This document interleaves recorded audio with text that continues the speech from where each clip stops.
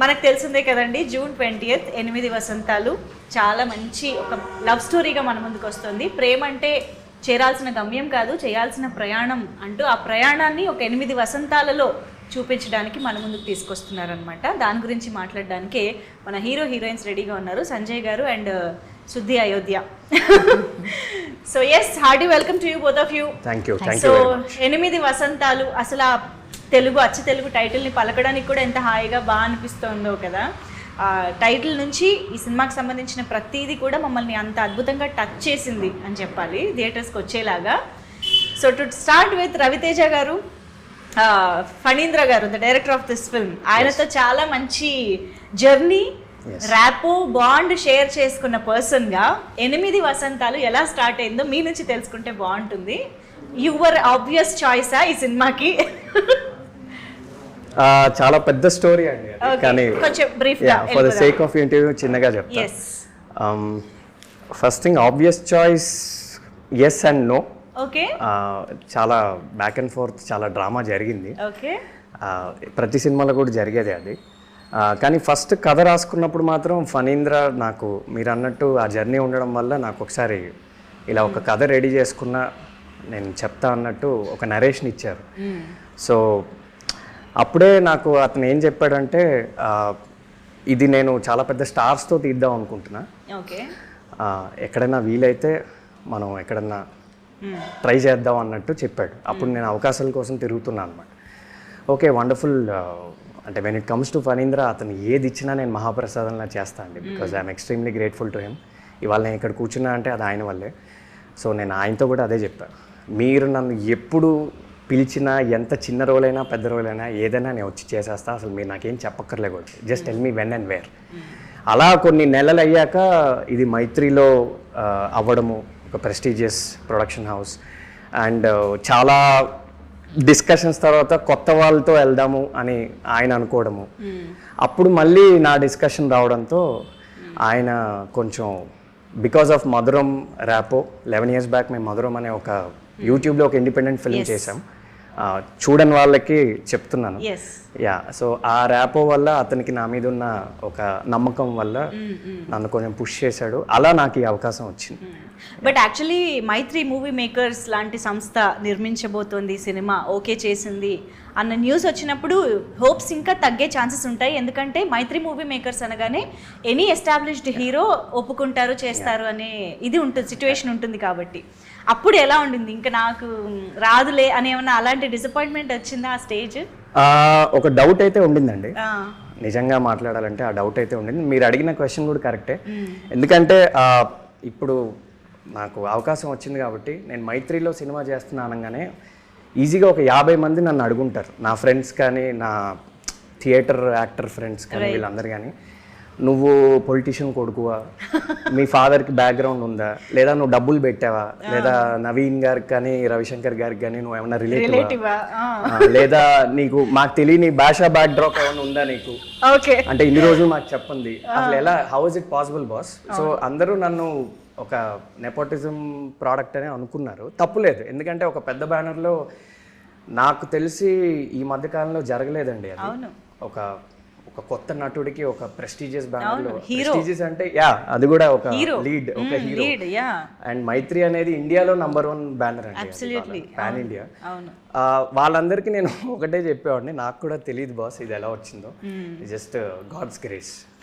But దీన్ని బట్టే అర్థమవుతుంది మైత్రి మూవీ మేకర్స్ ప్యూర్గా సినిమాకి ఏం కావాలో దానికే స్టిక్ అయి ఉంటారు అనేది.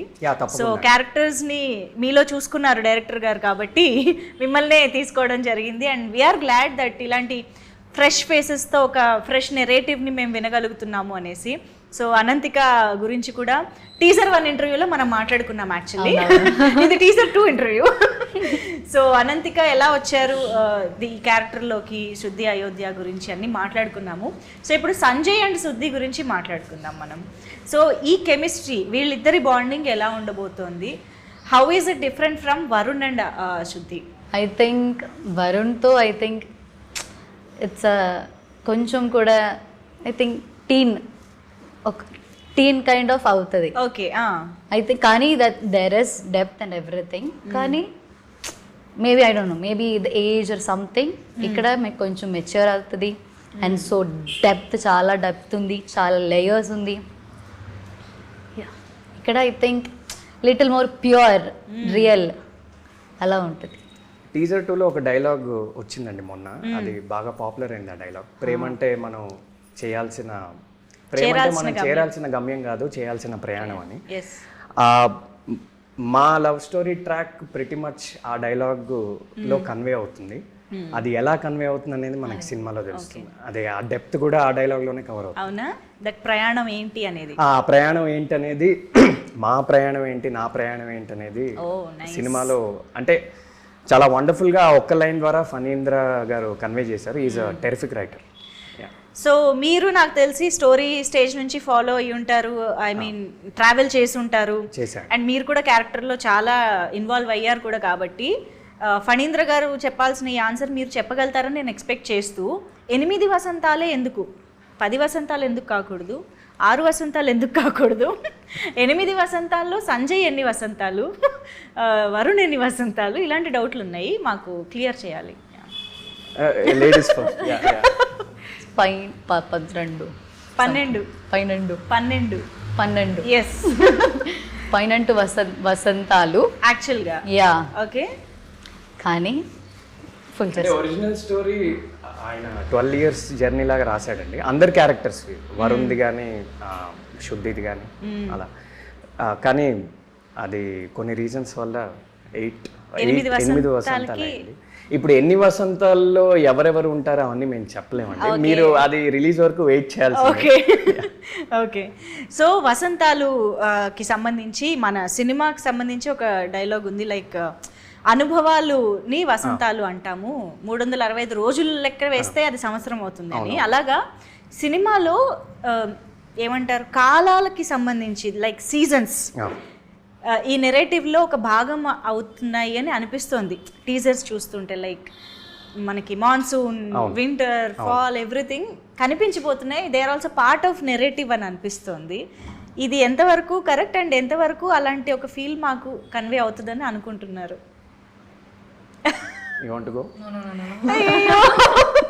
ఏం మీకు ఇన్స్ట్రక్షన్స్ బాగా ఇచ్చినట్టున్నారు ఫణీంద్ర గారు, ఏం రివీల్ చేయొద్దు అంటే. నిజంగానే చాలా అంటే టీజర్ 1, టీజర్ 2లో చూసింది మీరు చాలా సర్ఫేస్ లెవెల్ అండి. సినిమాలో చాలా విషయాలు ఉన్నాయి, మేము రివీల్ చేయలేము. కానీ మీరు అడిగిన దానికి ఏంటంటే కొన్ని కోఇన్సిడెంట్స్లో అలా కలిసి వచ్చాయి. అంటే మేము చాలా అవుట్డోర్ షూట్ చేసాము. సో కొన్నిసార్లు వెదర్ అంటే ఈ పర్టికులర్ వెదర్లో మేము షూట్ చేయాలని మేము అనుకోలేదు. ఆ రోజు వెదర్ అలా ఉండడంతో కూడా కొన్నిసార్లు అలా మాన్సూన్ కానీ ఇలాంటి డిఫరెంట్ షేడ్స్ వచ్చాయి. బట్ కొన్ని డైరెక్టర్ గారు డెలిబరేట్గానే ఆ పోయటిక్గా ఇది వసంతాలు కాబట్టి డిఫరెంట్ సీజన్స్ కూడా డిఫరెంట్ సీజన్స్ క్యాప్చర్ అయ్యేలాగా. అంటే ఇప్పుడు మీరు ఆ పోస్టర్ చూసినా ఈ పోస్టర్ చూసినా చాలా కాంట్రాస్ట్ ఉంటుంది. ఎగ్జాక్ట్లీ. సో అది మనకి ఫాల్ లాగా ఉంటుంది, ఇది కొంచెం మాన్సూన్ లా ఉంటుంది. సో అది ఆయన అటెన్షన్ టు డీటెయిల్ అనేది కొన్నిసార్లు మనకు కూడా అర్థం కావండి. He's a genius. ఎందుకంటే ప్రతి సినిమాకి ఆ ఫీల్ రాదు. ఇందులో వచ్చింది అని అంటే డెఫినెట్గా అందులో డెలిబరేట్గా మన సినిమాటోగ్రఫర్ కానీ డైరెక్టర్ కానీ అనుకుని చేసి ఉండాలి, చూపించి ఉండాలి. మీరు ఈ క్వశ్చన్ రేపు ఎప్పుడైనా డైరెక్టర్ గారు ఇంటర్వ్యూ చేస్తే అడగాలి, మీకు ఇంకా మంచి ఆన్సర్ దొరుకుతుంది. Absolutely yes. సో ఇద్దరు రైటర్స్ ఇన్ ద ఫిల్మ్ కదా, like Sanjay is a writer and శుద్ధి ఈజ్ ఆల్సో ఏ రైటర్. ఇద్దరు రైటర్స్ లవ్లో పడితే లేకపోతే ఒక రిలేషన్షిప్ అంటే ఎలాంటి కాన్వర్జేషన్స్ ఉంటాయి అనేది టీజర్ ద్వారానే అసలు మచ్చుకి ఉన్న 2-3 డైలాగ్స్తోనే మేము అర్థం చేసుకోవచ్చు. చాలా పొయటిక్గా బ్యూటిఫుల్గా ఉండబోతున్నాయి డైలాగ్స్ అని చెప్పేసి. So how would it be, writers మధ్య కెమిస్ట్రీ ఏంటి, ఆ డైలాగ్స్ ఎలా ఉండబోతున్నాయి, what do have to say about it? Phanindra ఇందాక చెప్పినట్టు ఆయన ఒక టెరిఫిక్ రైటర్ అండి. అంటే తెలుగు భాష మీద ఆయనకి ఎక్స్ట్రాడినరీ గ్రిప్ ఉంది. గ్రేటెస్ట్ ఆఫ్ ద గ్రేటెస్ట్ రైటర్స్తో ఆయన పోల్చొచ్చు. సో న్యాచురల్గానే ఆయన నార్మల్ క్యారెక్టర్స్కే చాలా హెవీ, చాలా ఇంటెన్స్ తెలుగు డైలాగ్స్ రాస్తారు. అది ఆయన స్టైల్. మీరు మనుదో చూసుకున్నా, మధురంలో చూసుకున్నా అలానే రాస్తారు ఆయన స్టైల్. అది న్యాచురల్గానే. ఇంకా రైటర్స్ అనేసరికి ఇంకా చాలా హెవీ, అంటే హెవీ అంటే ఒక సొఫిస్టికేటెడ్ తెలుగు అనేది కొంచెం యూజ్ చేశారు ఆయన. అంటే సినిమా మొత్తంలో వేరే క్యారెక్టర్స్కి ఉండే డైలాగ్స్కి మా మధ్య ఉండే డైలాగ్స్కి కొంచెం ఒక చిన్న ఒక చిన్న రైటర్ ఎలిమెంట్ అనేది, ఆయన కూడా రైటరే కాబట్టి అది న్యాచురల్గా వచ్చింది. దానికి బెస్ట్ ఎగ్జాంపుల్ మనకి టీజర్ 2లో వచ్చిన 2 డైలాగ్స్, అమ్మాయిలకి రౌద్ర రసం కరుణ రసం, అంటే ఒక రైటర్ మాత్రం అలాంటి లైన్ వాడగలదండి. ఎందుకంటే మన నార్మల్ లైఫ్లో మనం అలా మాట్లాడడం కదా, బట్ ఒక ఆథర్ కానీ ఒక రైటర్ కానీ వాళ్ళకి ఆ భాష మీద కమాండ్ ఉంటుంది కాబట్టి అలాంటి డైలాగ్ న్యాచురల్గా వస్తుంది.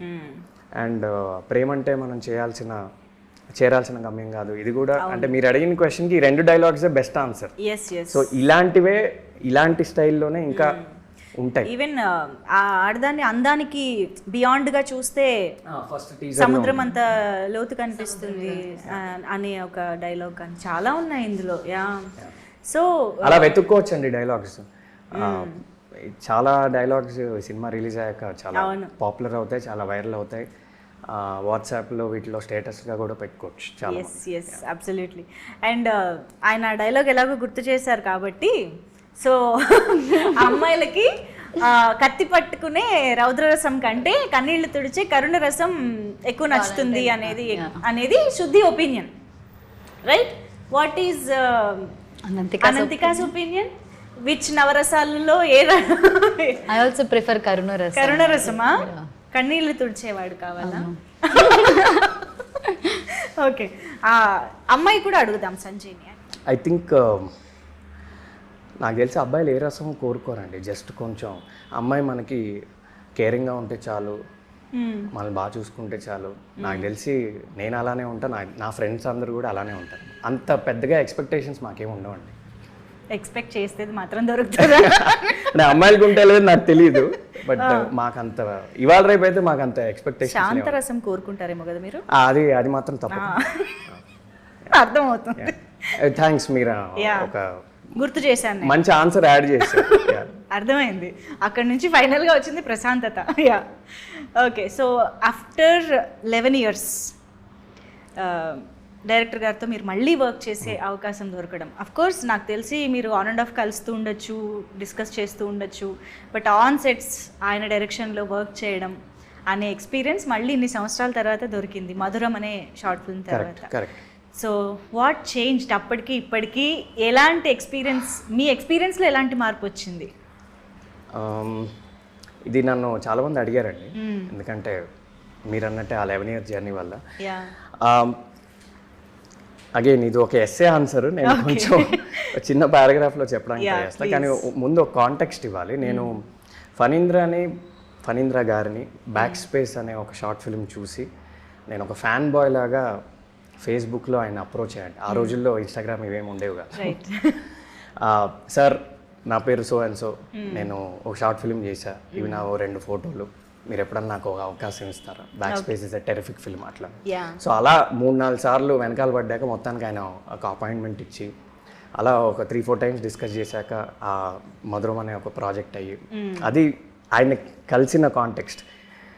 అప్పుడు నేను ఫణీంద్ర గారికి ఒక ఫ్యాన్ బాయ్, ఎప్పుడు ఇలానే చూసేవాడిని, నేను సెట్ మీద ఇలానే చూసా, ఇప్పుడు కూడా ఇలానే చూస్తున్నా. 11 years తర్వాత ఏదన్నా మారలేదంటే నేను ఆయన్ని చూసే విధానం. అప్పుడు this guy is going to change Indian cinema అలానే చూసా, ఇప్పుడు అలానే చూసా. సో నా పర్స్పెక్టివ్ ఏం మారలేదు. ఇంకా ఎక్స్పీరియన్స్ అంటే again going back to 11 years, నేను నా ఫస్ట్ షాట్ మధురంలో ఆయన డైరెక్ట్ చేస్తున్నప్పుడు రోలింగ్ కెమెరా యాక్షన్ అని చెప్పినప్పుడు నేను కూర్చుని ఉన్నా, చాందిని చౌదరి గారు ద హీరోయిన్, నేను డైలాగ్ స్టార్ట్ చేసా, చెప్తూనే ఉన్నా, అదొక 9 minutes సింగిల్ టేక్ అయిందండి.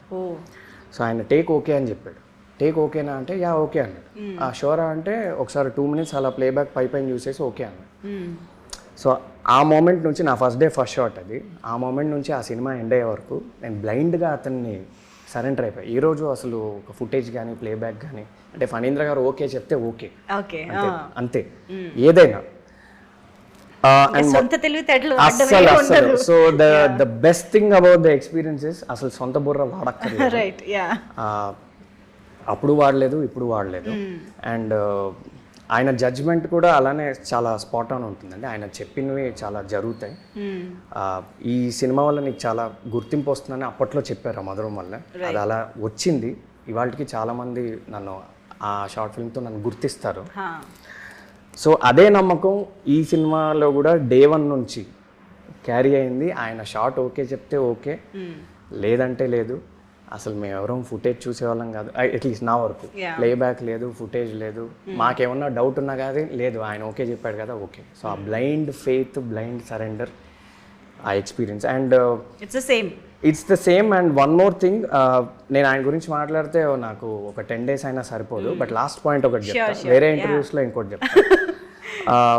ఏంటంటే ఆయన ప్రెజెన్స్లో ఉంటేనే మనం చాలా నేర్చుకోవచ్చండి. ఆయన ఆలోచన విధానం కానీ, ఆయన మాట్లాడే స్థాయి కానీ, ఆయన ప్రిన్సిపల్స్ కానీ, ఆయన ఫిల్మ్ని చూసే విధానం కానీ, ఆయనకి ప్రతి క్రాఫ్ట్ పట్ల ఉండే ఒక గ్రిప్ కానీ, అండ్ ఎప్పుడైనా మనం ఏమైనా రాకపోయినా ఆయన చేసి చూపించేస్తాడు. So he knows editing, he knows music, he knows acting, he knows visuals, every craft of film ఆయనకు వచ్చు అనమాట. జస్ట్ అప్పుడప్పుడు ఆయన మాట్లాడుతుంటే అలా వింటూ ఉండొచ్చు. ఆ ఎక్స్పీరియన్స్ మాత్రం నేను మళ్ళీ లైఫ్లో ఎప్పుడన్నా వస్తే రావాలని కోరుకుంటున్నాను. నేను ఫణీంద్ర గారితో కూడా ఒకసారి అన్నా, మీరు బాస్, మీరు ఎప్పుడు నన్ను పిలిచినా నేను వచ్చేస్తా. It's a dream come true to work with you again. Amazing. So ఇంకా we wish to see many more projects మీ ఇద్దరి కాంబినేషన్లో, కొలాబరేషన్లో. అండ్ మీకు అనంతిక, అంటే ఇప్పుడు ఒక టేక్ ఓకే అయిందా లేదా, లేదా ఇందులో నేను ఇంకా ఏం ఎక్స్పెక్ట్ చేస్తున్నారు, ఇంకా ఏం బెటర్ కోరుకుంటున్నారు అన్నది ఎలా కమ్యూనికేషన్ ఉంటుంది మీకు ఫణీంద్ర గారికి? నాకు కూడా అంతే. బికాజ్ ఏదైనా టేక్ బాగాలేదు అంటే సార్ ఏదైనా చెప్తావు, కానీ నేను కూడా అలా వెళ్ళి sir can I do it, ఒకసారి కూడా చేయొచ్చా, ఆర్ ఇది చేంజ్ చేయాలా, సజెషన్స్ నేను ఇప్పటి వరకు అడగలేదు. బికాజ్ సార్కి ఏం కావాలో అంతే చేస్తాం ఇప్పటి వరకు అంతే. మీరు మీ అంతటా వెళ్ళి నేను ఇలా చేస్తా అలా చేస్తా అని ఏం లేదు. ఓకే, సో బ్లైండ్గా డైరెక్టర్ని ఫాలో అయిపోవడమే. సో మైత్రి మూవీ మేకర్స్ లాంటి ఒక prestigious, because if the scene came out చాలా మంచిగా అంటే he will just give a smile అంతే. చాలాసార్లు ఆయన సెట్ మీద ఎలా ఉంటాడంటే సరిపోతుంది అంటాడు. ఓకే, ఎప్పుడైనా ఆయన జస్ట్ ఇలా కొంచెం ఇలా చిరునవ్వు అంటే అరనవ్వు లాగా అలా నవ్వాడంటే మనం ఆ రోజు ఇంకా ఇంటికి వెళ్ళి అసలు చాలా హ్యాపీగా పడుకోవచ్చు. ఎస్, అలా ఎన్నిసార్లు, ఎన్ని రోజులు, ఎన్ని నిద్రలు వచ్చాయండి, కొన్ని వచ్చాయి. అంటే అలా ఆయన కొంచెం ఒక చిన్న స్మైల్ ఇచ్చిన రోజులు ఉన్నాయి. అవునవును, చాలా సార్లు. పర్లేదు అంటే మేము అందరం కౌంట్ చేసుకుంటామండి, నీకు ఎన్నిసార్లు స్మైల్ ఇచ్చాడు. సో ఇప్పుడు వేరే యాక్టర్స్ మేమందరం ఎప్పుడైనా అవుట్డోర్ లో ఉన్నప్పుడు నీకు ఎన్ని సీన్స్ కి నీకు స్మైల్ ఇచ్చాడు, నాకు ఇంత ఒక కాంపిటీషన్ లా ఉంటుంది. ఓ నైస్. సో మేబీ ఆయన ఎక్స్పెక్ట్ చేసిన దానికంటే వచ్చినప్పుడు ఆ రియాక్షన్ వస్తుంది. అంటే మీరు బాగా చేస్తే ఆయన సరిపోతుంది అంటారు, సరిపోతుంది. మీరు టెరిఫిక్ గా చేస్తే ఒక ఎందుకంటే ఆయన అంత హై స్టాండర్డ్ సెట్ చేస్తాడు. అమేజింగ్ అందరికి. ఇప్పుడు ఒక ట్రికీ క్వశ్చన్ అడుగుతాను, అంటే సంజయ్కి వరుణ్కి కాంబినేషన్ సీన్స్ ఉన్నాయా?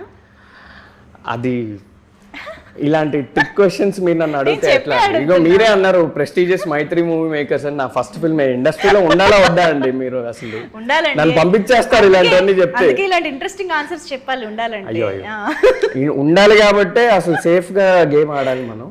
మీరు నేను 2-3 సినిమాలు చేశాక ఇలాంటివి అడగండి, మేబీ కొంచెం ఇంకొన్ని చెప్పగలను. ఓకే సరే, ఫస్ట్ టైం కి దీనికి అంటే ఇండస్ట్రీలో నేను సేఫ్ అనుకున్న రోజు నేను చెప్తాను. సరే వదిలేద్దాం ఇప్పటికి. So yes, I just want to know the experience, the incredible experience of working with Mythri movie makers. అసలు సెట్లో ఎలా ఉండేది? రవిశంకర్ గారు, నవీన్ గారితో మాట్లాడడం, వాళ్ళతో ఎప్పుడైనా ఇంటరాక్ట్ అవ్వడం ఇలాంటివి జరిగాయా? ఎలా అనిపించింది ఓవరాల్గా? యా, సమ్టైమ్స్ రవి గారు use to come and visit and use to set. అది ఒక మంచి ఫీలే కదా, అందరూ ఉంటావు. ఐ థింక్ నేను ఫస్ట్ టైం కాదు, ఎప్పుడో సీన్ మధ్యలో చూస్తున్నది. ఐ హ్యాడ్ అ సీన్ కొంచెం కదా, ఏంటో అది చెప్పచ్చు అని నాకు తెలియదు. ఒక ఇంపార్టెంట్ సీన్లో ఉన్నప్పుడు సార్ వచ్చేది యాక్చువల్లీ. ఓకే, ఏంటో సార్ వస్తున్నప్పుడు ఒక ఫీల్ ఉంటుంది, సార్ వస్తున్నారు సార్. ఏం ఫీల్ ఉంటుంది? భయం ఉంటుందా? హ్యాపీనెస్ ఉంటుందా? కాన్ఫిడెన్స్ ఉంటుందా? అంటే చాలా రెస్పెక్ట్ ఉంది. అంతే, భయం అయితే కాదు. భయం అయితే రవిశంకర్ గారు is such a cool person. Yeah, for you? Limited interaction అవునా? చాలా తక్కువ. ఆయన అప్పుడప్పుడు వచ్చేవాళ్ళు, వచ్చినప్పుడు ఆయన ఎక్కువ మాట్లాడరు, సైలెంట్ గా వస్తారు, ఒకసారి అబ్జర్వ్ చేస్తారు, వెళ్ళిపోతారు.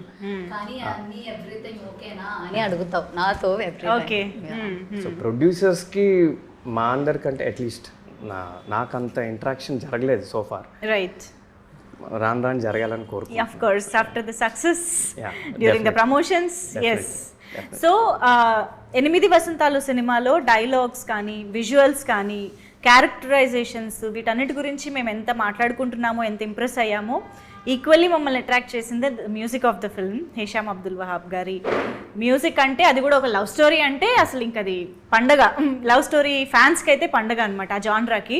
సో అలాంటి మ్యూజిక్ గురించి ఎంత మాట్లాడుకున్నా తక్కువే. బట్ మీ ఇద్దరి కాంబినేషన్ సాంగ్స్ గురించి ఒక్కసారి చెప్తే దాని తర్వాత నేను ఓ విషయం చెప్తా. అగైన్ రీసెంట్ గా విన్నా. సో బ్యూటిఫుల్, చాలా బాగానే ఉంది. I think you gonna love it. Wow. Okay, రాబోతోంది. మేము వినబోతున్నామా? We are going to.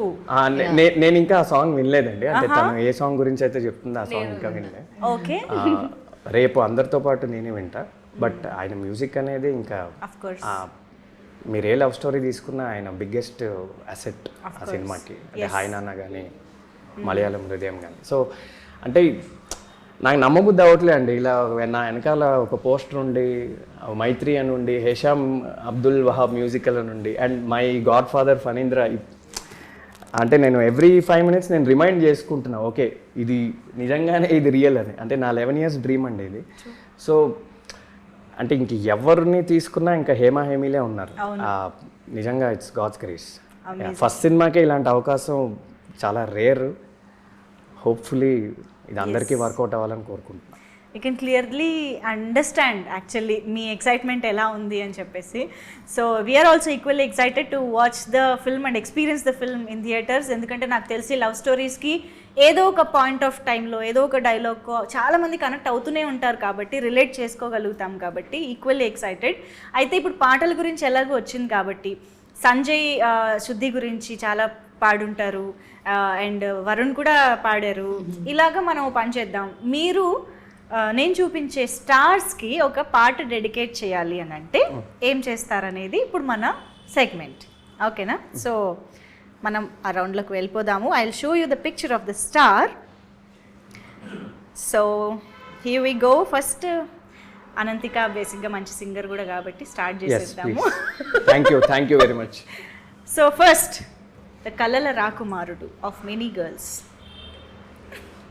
Super star Mahesh Babu garu. I think Mahesh Babu song కదా, దట్ సాంగ్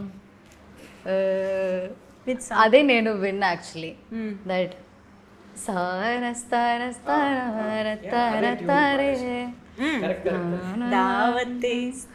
అదే నాకు తెలుసు యాక్చువల్లీ. ఫస్ట్ టైం నేను లైక్ ఈ సార్ సాంగ్ ఇది అని నేను అనుకున్నా. ఐ థింక్ అదే నాకు వచ్చింది మైండ్లో. సో ఇప్పుడు the icon star Allu Arjun గారికి which song would you dedicate? Maybe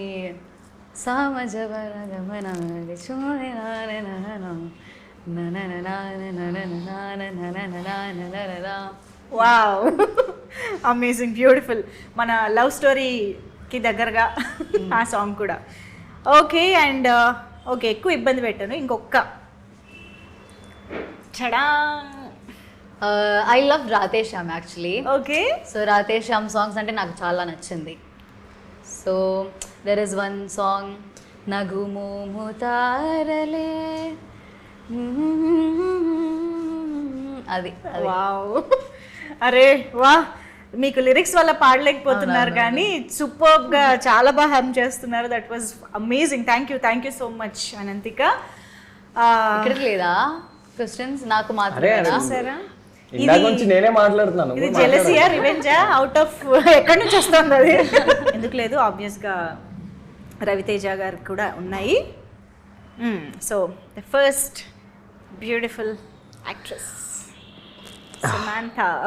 అత్తారింటికి దారేదిలో సాంగ్ ఉంటుంది, కిర్రాక్ కిర్రాక్ కిరాక్ కిరాక్ పుట్టించావే, ఆ ఒక్కలైనే వచ్చి నాకు. ఓకే, ఆ లైన్ డెడికేట్ చేసి డెడికేటెడ్ టు సమంత. ఎస్, ఎప్పుడున్నా కిర్రాక్ పుట్టిస్తారు కాబట్టి స్క్రీన్ పైన. ఎస్, అండ్ నెక్స్ట్ నేను కొంచెం మాస్ సాంగ్స్ ఎక్కువ వింటా అండి. సో పక్కా లోకల్ నాకు సాంగ్ పాడడం రాదు, కానీ నేను థియేటర్లో చాలా ఎంజాయ్ హుక్ లైన్ వస్తుంది పక్కా నేను లోకల్ పక్కా లోకల్ నేను పక్కా లోకల్ yes అంతే, తరినానే అంతే. ఓకే, ఇప్పుడు మాత్రం మీకు లిరిక్స్ తన్నుకుని వస్తాయి చూడండి, ఆటోమేటిక్గా వస్తాయి ఈ హీరోయిన్కి. My all time favourite Ananthika. నన్ను ఎవరన్నా నా ఫేవరెట్ యాక్టర్స్ ఎవరంటే నేను అనంతికానే చెప్తాను. ఓకే, సో ఫార్ ఇది రాసి పెట్టుకోండి అమ్మా, వచ్చే సంవత్సరాల్లో వసంతాల్లో తర్వాత ఇంటర్వ్యూ వేరే ఇంటర్వ్యూస్ లో కూడా ఇదే చెప్తా ఫ్యూచర్. ఓకే, నేనేం ఆన్సర్ మార్చను. మురారిలో ఒక సాంగ్ ఉంటుందండి, ముద్దొచ్చిన గోరింకవే తాను అందానికే అర్ధానివే కట్టున్న బొట్టున్న గోదా, కాస్ట్యూమ్ కూడా set. That's the perfect song for Ananthika. Hey this is amazing, భలే టైంకి టైం గుర్తొచ్చింది, మై స్టార్స్ ఆర్ అలైన్డ్. మంచి పాట నేను గుర్తొచ్చింది, వింటా ఈ సాంగ్. వినాలి, చాలా చాలా బాగుంటుంది. మురారి మీకు తెలియదు ఈ సాంగ్? తెలీదు నేను లింక్ పంపిస్తాను, బ్యూటిఫుల్ సాంగ్. ఫేవరెట్ హీరో ఇంకొక ఆయన ఉన్నాడండి, ఆయన ఫోటో చూపిస్తే మీరు ఆమె కరెక్ట్ గా న్యాచురల్ స్టార్ నాని. ఓ ఓకే, అయితే చూపిద్దాం. కరెక్టే కదా? Yeah yeah yeah yeah so నాకు నేను చెప్తా సాంగ్ దట్ జారే జారే నాకు చాలా సాంగ్స్ ఇష్టం యాక్చువల్లీ. ఆ సాంగ్ ఉంది, ఇంకా నేను చూసే అదే లెగసేం లేదు తెలియదు. నాని గారు అనగానే పాటలు వెల్లువలా పొంగుకొస్తున్నాయి. యా అర్థమైంది, ఇప్పుడే అర్థమైంది. Okay, so well done. So మంచి మంచి పాటలు అయితే గుర్తు చేశారు డెడికేట్ చేస్తూ. సో ఇప్పుడు ఇంకొక ఇంట్రెస్టింగ్ గేమ్లోకి వెళ్ళిపోదాం మనం. సో లవ్లో ఇప్పుడు మనకి చాలా మేజర్ రోల్ ప్లే చేస్తున్నది టెక్స్టింగ్. లైక్ మనం ఏం ఎక్స్ప్రెస్ చేయాలన్నా, దేని గురించి మాట్లాడాలన్నా మనం వెంటనే చేసేది వాట్సాప్ ఆర్ టెక్స్ట్. కాబట్టి నేను I give you some situations, ఆ సిచ్యువేషన్స్లో మీరు మీ పార్ట్నర్కి, ఐ మీన్ లవర్కి ఎలాంటి రిప్లై ఇస్తారో, ఎలాంటి టెక్స్ట్ చేస్తారో అనేది మాకు కావాలి. లవర్ కంటే లవర్కే. When you forgot there birthday or any important date, ఏం టెక్స్ట్ చేస్తారు? ఇప్పుడు నేను అంటే గర్ల్ ఫ్రెండ్ బర్త్డే మర్చిపోయారు ఫర్ ఎగ్జాంపుల్, ఆ రోజే, నెక్స్ట్ డే కాదు, నెక్స్ట్ డే గుర్తొచ్చింది. నెక్స్ట్ డేనా ఆ రోజే గుర్తొచ్చింది. బా, ఇంత డీటెయిల్ స్టోరీ. అంటే దాన్ని బట్టి టెక్స్ట్ మెసేజ్ మారుతుంది కదండి. మర్చిపోయారంటే అర్థం ఏంటి? ఆ రోజు అయిపోయిందనే కదా. Okay, నెక్స్ట్ డే గుర్తొచ్చింది, ఏం టెక్స్ట్ చేస్తారు? నిన్న నేను 10 days బ్యాక్ ఫ్రాన్స్ నుంచి నీ కోసం ఒక రింగ్ ఆర్డర్ ఇచ్చాను. ఫ్రాన్స్ ఎప్పుడు వెళ్ళారు? రింగ్ ఆన్లైన్ ఆర్డర్ ఇచ్చాను. ఆన్లైన్ ఆర్డర్ ఇచ్చాను, అది షిప్మెంట్ డిలేస్ వల్ల అది రాలేదు.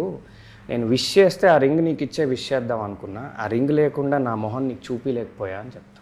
ఆ రింగ్ కోటి నుంచి తీసుకో, ఆ రింగ్ ఇవాళ వస్తుందని చెప్పి వెంటనే 3 hours లో ఎక్కడి నుంచో బ్లింకిట్ నుంచో ఎక్కడి నుంచో తెచ్చేసాను. మన్మధుడిలో నాగార్జున గారి డైలాగ్, స్వీటీ నీ కోసం కోటి నుంచి పట్టుకొచ్చాను, సంథింగ్ అదే అంటున్నా. చాలా స్కెచ్ చేశారమ్మా, 2 నిమిషాల్లోనే ఇంత స్కెచ్ చేశారంటే ఒక 24 hours లో ఎన్నేసి ఉంటారు. యా తప్పదండి, తప్పదు. డ్రై 1 word రిప్లైస్ ఇస్తున్నప్పుడు, ఓకే కూడా కాదు, కే ఇవన్నీ వస్తాయి కదా, డ్రై 1 word రిప్లైస్. నేను రిప్లై చేయను, అది రిప్లైయే చేయదంట అనంతిక. రవితేజ ఏం చేస్తారు? మేబీ డైరెక్ట్లీ కాల్, రూడ్గా కాదు నేను, మేబీ అంతే అంతే. చాలా పెద్ద మనసు అనంతిక.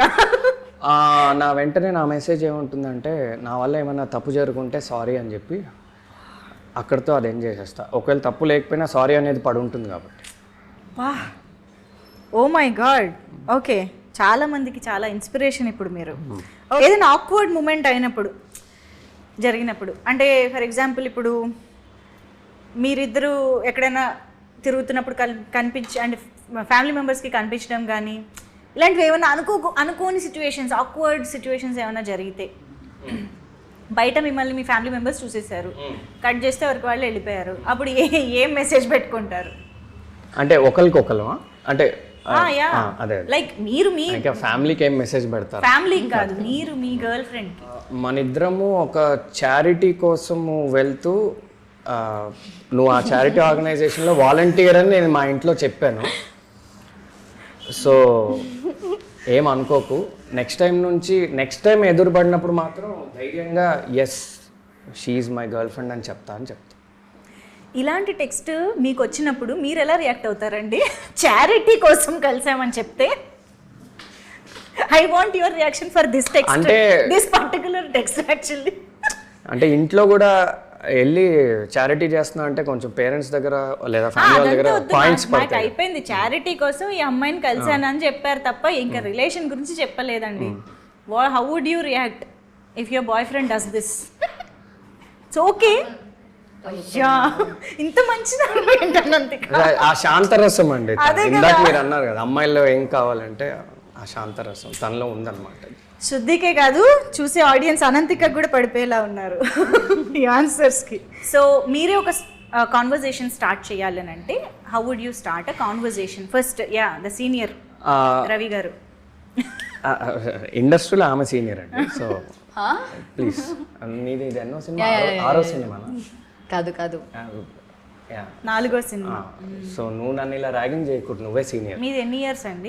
ఇది నా ఫస్ట్ సినిమా అండి. ఎన్ని ఇయర్స్ కాదు, ఇండస్ట్రీలో ఎన్ని ఇయర్స్ కాదు, సినిమా ఇదే first. Okay done. Ravi garu చెప్పండి, how would you start a conversation with your girlfriend? Girlfriend తో కాన్వర్సేషన్ స్టార్ట్ చేయాల్సిన అవసరం ఉండదు కదా. అంటే ఆమె మూడ్ బాగాలేదా లేదా? లైక్ ఏదైనా తీసుకోండి, మీరు ఇంట్రెస్టింగ్ గా ఏదైనా ఒక కాన్వర్సేషన్ బిల్డ్ చేయడానికి స్టార్ట్ చేయాలి అంటే ఎలా? అంటే యాక్చువల్లీ గర్ల్ ఫ్రెండ్ కాకపోయినా ఫస్ట్ టైం మెసేజ్ చేస్తున్నారు అనుకోండి, for example just you have met అంతే, క్రష్, ఫస్ట్ టైం టెక్స్ట్ చేస్తున్నారు, ఏమని టెక్స్ట్ చేస్తారు? అంటే అందరు అబ్బాయిలాగా చాలా మంది అబ్బాయిలాగా ఫస్ట్ గూగుల్లో best 10 first text messages to a girl అని ఏదో కొడితే, లేదా చాట్ జీపీటీలో ఏదో కొడితే కొన్ని వస్తాయండి. కొన్నిసార్లు ప్రతిసారి బ్రెయిన్ పనిచేయదు కదా. అందులో మనకి కొన్ని లైన్స్ వచ్చినప్పుడు మరీ కాపీ పేస్ట్ చేస్తే దొరికిపోతాం కాబట్టి అక్కడక్కడ కొన్ని పదాలు ఇదటు అది ఇటు వేసుకుని కొంచెం మరీ పర్ఫెక్ట్ ఇంగ్లీష్లో ఉన్నా దొరికిపోతాం కాబట్టి కావాలని కొంచెం గ్రామర్ మిస్టేక్స్ 1-2 వేసేసి అలా కొంచెం అడి తిప్పి ఒకటి పంపిస్తాను. అమ్మాయిలందరూ షాక్. ఇది ఐడియా రానప్పుడు, అప్పుడప్పుడు ఐడియా వచ్చినప్పుడు న్యాచురల్గానే ఏదో వస్తుంది కదండి. అంటే రవి గారి నుంచి ఎంతమందికి మెసేజెస్ వెళ్ళాయో నాకు తెలియదు. సో ఒకసారి చూసుకోండి మా ఫస్ట్ మెసేజ్ ఏంటని. మీరు చాలా ఇంట్రెస్టింగ్ ఉన్నారు, can I take you out for coffee? ఇది మోస్ట్ కామన్ అండి. కానీ ఇప్పుడు నేను అలాంటి మెసేజ్ పెట్టలేను, నేను కమిటెడ్ కాబట్టి ఎవరికి. సో మేబీ ఇదివరకు ఆ చాట్ జీపీటీ అండి, అంటే చాట్ జీపీటీ లేని రోజుల్లో ఏదో గూగుల్ అంతే. ఎక్స్పీరియన్స్ నాకు లేదు. అవును, అది మీ నుంచే వస్తుంది ఆ మెసేజ్ కాబట్టి. ఏం మెసేజ్ వస్తుంది? స్లోగా స్టార్ట్ అవుతుంది, స్లోగా టెక్స్ట్ చేస్తుంది ఏదో ఫ్లోలో నార్మల్గా. నార్మల్ కదా. ఇక్కడ నాకు ఇంట్రెస్టింగ్ ఆన్సర్ రాలేదు కాబట్టి నేను క్వశ్చన్ మార్చేస్తా. మీరు నాని గారికి ఒక టెక్స్ట్ పంపించాలి, అది ఒక అప్పుడు ఏం పంపిస్తారు? బట్ నేనైతే అలా టెక్స్ట్ చేయను, లైక్ నేనైతే అలా చేయను. నేను నార్మల్గా నేను అంత మేబీ నాని గారికి నేనేం చూపియను నార్మల్గా. అంటే నేను చుమ్మా ఊరికి నేను టెక్స్ట్ చేస్తాను నార్మల్గా, లైక్ ఊరికే కాదు నార్మల్గా నేను టెక్స్ట్ చేస్తా, like hi sir this is Ananthika అంతే. అప్పుడు సార్ టెక్స్ట్ చేస్తావు మేబీ అంత పోతుంది అంతే. Hi sir this is Ananthika అని టెక్స్ట్ చేస్తారంట first. What a great thought. Okay, next క్వశ్చన్కి వెళ్ళిపోదాం. When you see them online after good night, అంటే అలాంటి టైంలో ఏమీ టెక్స్ట్ చేయకపోవడమే బెటర్ అండి. ఎందుకంటే అలాంటి టైంలో టెక్స్ట్ చేస్తే మేబీ చాలామంది అబ్బాయిలు ఫేస్ చేసే ఉంటారు. నువ్వు ఎందుకు నన్ను ఇన్ని క్వశ్చన్స్ అడుగుతున్నావు, అంటే నువ్వు నన్ను అనుమానిస్తున్నావు అని రేపు మార్నింగ్ గొడవ అవుతుంది. అదేదో అప్పటికప్పుడు మనం వదిలేసి సర్లే మనకి ఎందుకని పడుకుంటే అట్లీస్ట్ రేపు మార్నింగ్ పీస్ ఉంటుంది. అప్పుడు కొంచెం టెన్షన్గా ఉన్నా కానీ అంటే వ్యాలిడ్ ఆన్సర్ ఇగ్నోర్ చేసేయడం బెస్ట్ అండి. అంటే బెస్ట్ అంటే నేను ఇగ్నోర్ చేస్తా అంటున్నాను, ఏం సలహా ఇవ్వట్లేదు కాదు. ఇంత ఎక్స్పీరియన్స్డ్ ఆన్సర్స్ వస్తున్నాయి, పక్క కమిటెడ్ అంటున్నారు. ఓకే, అంటే మరి మేబీ అందుకే నాకు లవ్ స్టోరీ ఛాన్స్ వచ్చిందేమో. న్యాచురల్గా వస్తాయి. మేబీ ఓకే, మీకు ఒక అసలు తన ఫోనే చెక్ చేయదండి గుడ్ నైట్ అన్నాక. ఇంకా పడుకుంటుంది. యా కరెక్టే, అనంతిక ఇస్ ఎ గుడ్. ఎందుకంటే మార్నింగ్ లేచి మళ్ళీ డాన్స్ ప్రాక్టీస్ అవన్నీ చేయాల్సి ఉంటుంది. Yeah when they are too friendly to someone else also, I mean does that bother you? అప్పుడు ఎలాంటి టెక్స్ట్ చేస్తారు? ఫ్రెండ్లీ అంటే నో. ఫ్రెండ్లీ అంటే మీరు టూ ఫ్రెండ్లీ అన్నారు కాబట్టి మరి అది కూడా చాలా రీడ్ బిట్వీన్ ద లైన్స్ చేయొచ్చు అక్కడ.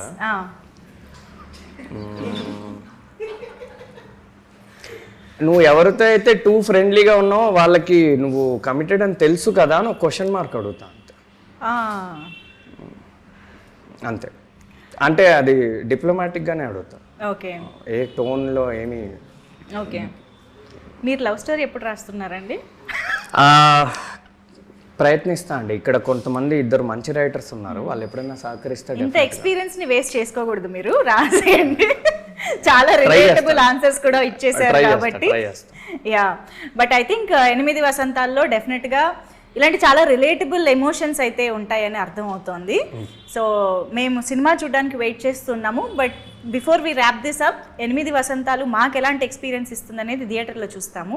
మీకు ఎలాంటి ఎక్స్పీరియన్స్ ఇచ్చింది, లేకపోతే మీ మెమరబుల్ మూమెంట్స్ ఆన్ సెట్స్ కానీ ఇవేమైనా చెప్పాలనుకుంటే ప్లీజ్. నాకైతే మేబీ లాస్ట్ డే అంతే. బికాజ్ లాస్ట్ డే మనకి ఇది అంత ఏంటి, వీఆర్ ఎండింగ్ కదా, ఎండింగ్ ప్రాసెస్లో ఉన్నా. అది ఐ థింక్ అది మనకి we're not able to digest that. Okay అవుతుంది షూటింగ్, అవును అయిపోయింది, రేపు నుంచి మనం ఎవరు కలవాలి. ఏడ్చలేదు నేను. Okay, but you felt that ఏడవా అది. ఓకే ఓకే, కానీ వేరే రీజనా? Okay, last day it was very beautiful. కానీ స్టిల్ ఐఎమ్ నాట్ ఫీలింగ్ 8 వసంతాలు అయిపోయింది అని. Still it's like a home లాగా అంతే. Super. Yeah, first most common answer ఒకటి ఇస్తా అండి. ఆ షూట్ మొత్తం మెమరబుల్ ఎక్స్పీరియన్స్, పిక్నిక్ లా జరిగింది. అవుట్డోర్ మేము చాలా లొకేషన్స్లో కూడా షూట్ చేసాం, పిక్నిక్ లా జరిగింది. అది కూడా ఫ్యాక్టే, కానీ కామన్ ఆన్సర్. అయితే నాకు నిజంగా ఇది చాలా పెద్ద డ్రీమ్ కమ్ ట్రూ అండి. ఇందాక నేను 2-3 సార్లు చెప్పాను. ప్రీ రిలీజ్ ఈవెంట్లో స్పీచ్ అవకాశం వస్తే మళ్ళీ ఇంకా చెప్తాను. చాలా పెద్ద డ్రీమ్ ఇది. అసలు ఇది డైజెస్ట్ చేసుకోవడానికి నాకు చాలా రోజులు పట్టింది. షూట్ అప్పుడు కూడా అప్పుడప్పుడు నమ్మబుద్ధి అయ్యేది కాదు, ఇంత పెద్ద యూనిట్లో నేను పనిచేస్తానని.